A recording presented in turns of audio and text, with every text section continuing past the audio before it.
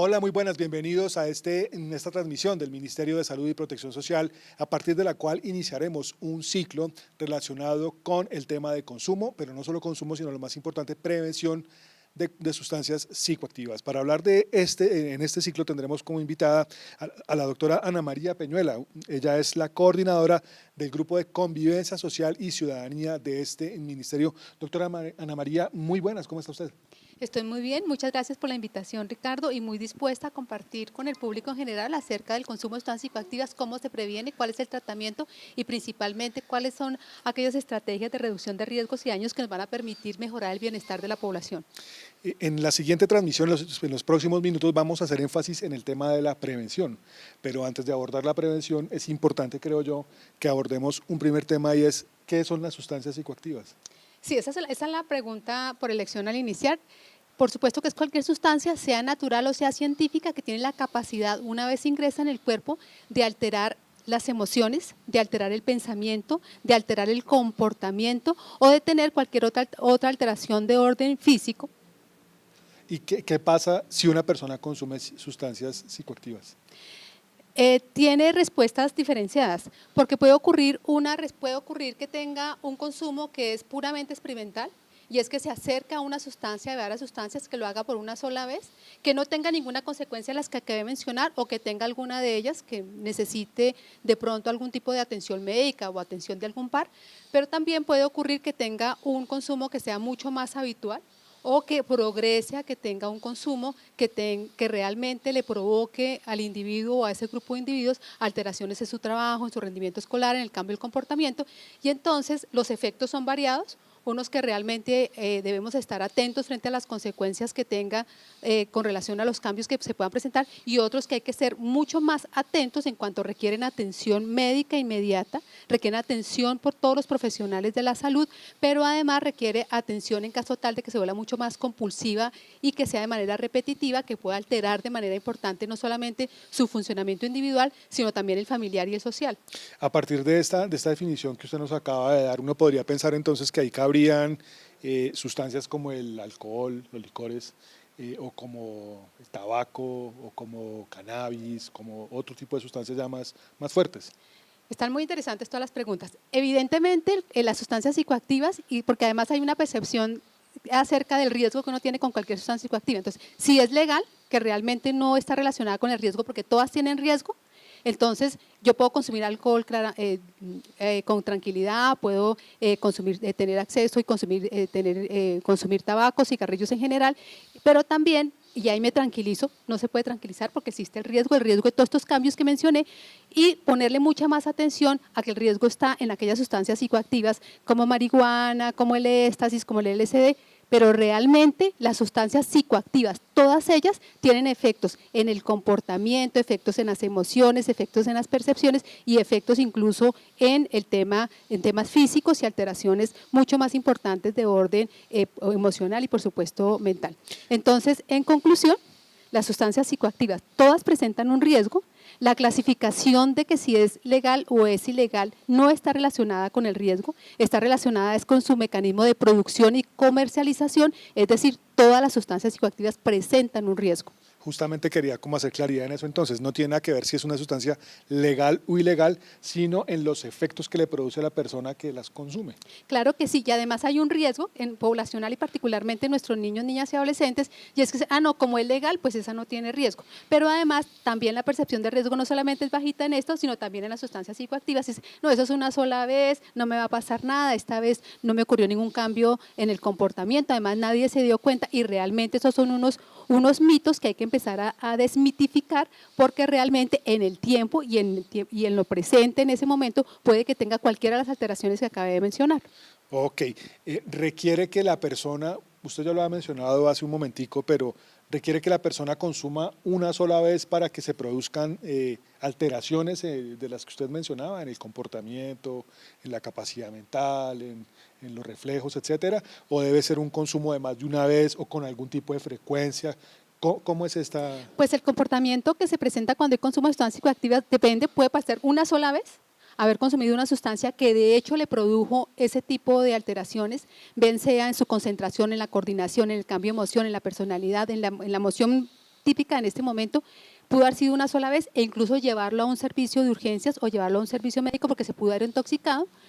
pudo haber sido varias veces, pudo haber sido habitual hacerlo de manera, en algunos periodos determinados, pudo hacerlo ocasionalmente, solamente en las fiestas o los fines de semana, o pudo ya hacerlo de una manera distinta, un poco más compulsiva.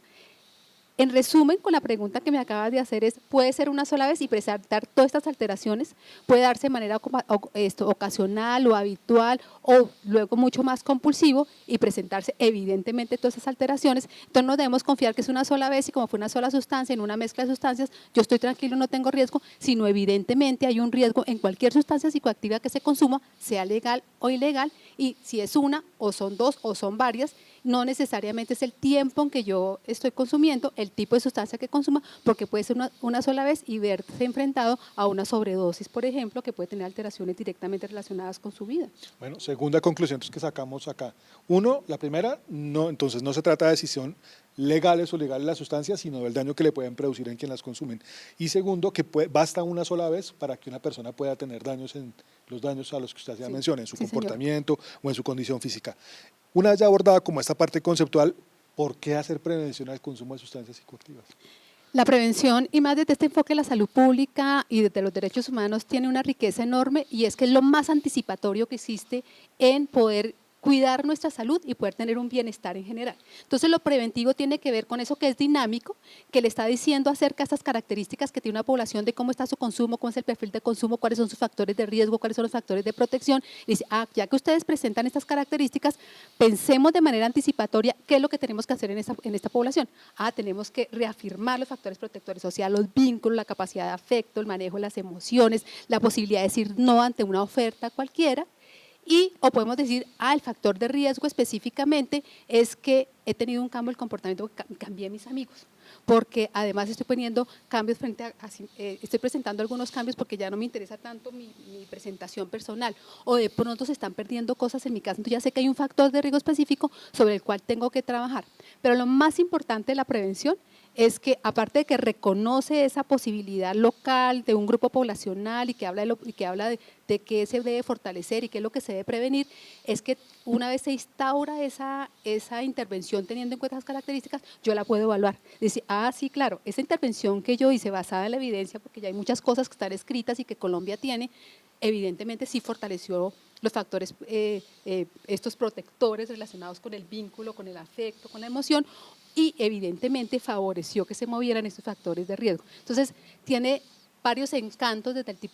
el punto de vista del bienestar de la población. Uno, que es anticipatorio. Dos, que habla específicamente de él y de ellos en sus características. Tres, que las acciones que adelanto son con los recursos que tengo ahí en lo local, con mi familia, mis amigos, mis pares, conmigo mismo. Y cuatro, que una vez surte todo el proceso de ejecución y me devuelvo y digo, esta sirvió o no sirvió. Una persona que una vez decide, o por accidente, o porque resultó una cosa, pues digamos,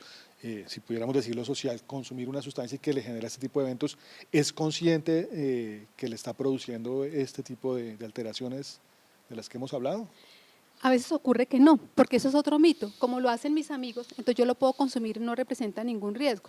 Pero como lo hago una sola vez y es social y hubo varias personas y a mí realmente no me pasó inmediato, sino me pasó después, pues eso puede pasar la siguiente vez. Digo que es un mito es en tanto el rol que tienen los adultos, porque es claro que no podemos tolerar ese tipo de consumos, particularmente en los menores de edad, no solamente porque estamos infringiendo una ley, porque está prohibido el menor de edad, pues, sino porque estamos alterando el desarrollo de los niños, de las niñas y los adolescentes, en especial ese desarrollo cognitivo, el desarrollo emocional y el desarrollo social, que de suyo tiene alteraciones familiares con sus pares y alteraciones sociales. Entonces, es cierto que puede que yo crea es cierto que yo no me dé cuenta porque además tengo una percepción del riesgo muy bajita y el otro no se enteró. Pero lo que sí es cierto en la práctica es que sí hay alteraciones, los otros puede que se den cuenta y no me digan, pero además que hay una tolerancia entre los grupos al consumo. Entonces fíjate que son muchos elementos los que hay que tener en cuenta allí. Bueno, tratemos de desenredar un poquitico esta madeja. los padres o el núcleo inicial de las personas, su familia, su núcleo familiar, es como el primer anillo protector para prevenir el consumo de esas sustancias? Sí, si uno pudiera hablar como si de esos escenarios de protección, yo empezaría con un escenario de protección que es propio e individual, que es ese poder transformador que tenemos los sujetos de decir, yo en esto no me meto, yo definitivamente puedo aceptar que los otros consuman, pero yo tomo la decisión de no acercarme y para eso debo tener varios elementos que he venido trabajando en el curso de vida y ahí viene ese anillo que acabas de mencionar, que es el asunto de la familia. Y la familia vista como ese sujeto de derechos colectivos que tiene el poder transformador, no solamente de ellos desarrollarse, sino desarrollar los sujetos que están dentro de ellos y particularmente los niños y las niñas. Y es muy importante en la familia varios elementos que a mi modo de ver son críticos al asunto de la prevención. El primero, la cero tolerancia. No es porque es una sola vez, es una fiesta y como es alcohol y acostumbramos a tomar vino, entonces tomémonos un vino o fumemos un ratico porque lo estamos haciendo socialmente, no. En caso tal de que consuma, bien sea el alcohol, bien sea el cigarrillo o una sustancia psicoactiva, es claro para la familia que no está permitido el consumo en ese hogar y no está permitido porque tiene alteraciones como las que acabamos de mencionar. Y lo otro es que si bien yo consumo, porque nos pasa mucho que consumen los papás, el consumo del cigarrillo, el alcohol, las sustancias psicoactivas, yo espere que mi hijo no consuma. Entonces, realmente la familia, a pesar de ser, además, no a pesar, la familia, siendo ese anillo de seguridad, tiene varias connotaciones. Uno en el asunto de la tolerancia, otro en el asunto de proteger realmente a sus hijos y a sus hijas, y el otro en que, en lo que decimos tradicionalmente, dicen las abuelas, no hay mejor consejo que el ejemplo. Entonces en el ejemplo uno dice, bueno, es que el papá no consume, la mamá no consume. Esto no es que sea un consumo social y luego uno recreacional, sino que hay una posibilidad de aprender del cotidiano de que mis padres realmente no consumen, la tolerancia y el riesgo, que la tolerancia acerca del consumo realmente es cero y ver que todos ellos, la mamá, el papá, los tíos, los abuelos, tienen claridad de que consumir es un riesgo para el bienestar, no solamente de quien consuma, sino para el bienestar de la familia y de ese núcleo un poco más ampliado. Ok, hay un concepto que es el que usted mencionaba hace un ratico y es el denominado prevención del consumo de sustancias psicoactivas basado en la evidencia. ¿Eso qué significa? Eso significa que por mucho tiempo hay una crítica muy importante en la literatura que nosotros hacíamos prevención. Nosotros digo los países, el grupo de personas que estamos en contacto con quienes consumen por intuición. Yo creo que funciona bien si vienen personas que han consumido y han salido de ahí, entonces ellos les pueden dar consejos acerca de, pero también podemos hacer charlas. Por ejemplo, la evidencia dice que una charla no funciona, que eso debe tener un contenido pedagógico claro y una intencionalidad frente a lo que significa el riesgo, a lo que significa el consumo. Pero además también la evidencia dice que evidentemente el consumo tiene alteraciones particularmente en todo el funcionamiento cerebral. Entonces, cuando decimos basado en la evidencia, estamos hablando de aquel conjunto, aquel sistema de información académica, científica, pero también desde la experiencia internacional y nacional que nos ha permitido en el tiempo reconocer que esa intervención produce transformaciones en el consumo de sustancias psicoactivas, bien sea fortaleciendo los factores de protección o removiendo esos factores que son de riesgo.